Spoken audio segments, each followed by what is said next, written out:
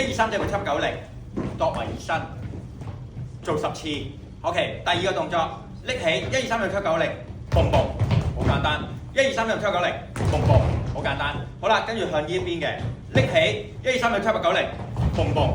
OK， 咁唔好咁傻瓜啦。既然你跳咗過嚟，1、2、3、4、6、7、8、9、0，蹦蹦，咁咪來回一次咯，即係到呢只啦。向前先，拎起1、2、3、4、6、7、8、9、0，蹦蹦，得唔得啊？聰明嘅你就唔好一路做呢只啦，即係你有交替1、2、3、4、6、7、8、9、0，跟住點啊？蹦蹦，你要左右都練。好啦，又係來回10次，跟住拎起1、2、3、4、6、7、8、9、0，向後嘅蹦蹦，得唔得？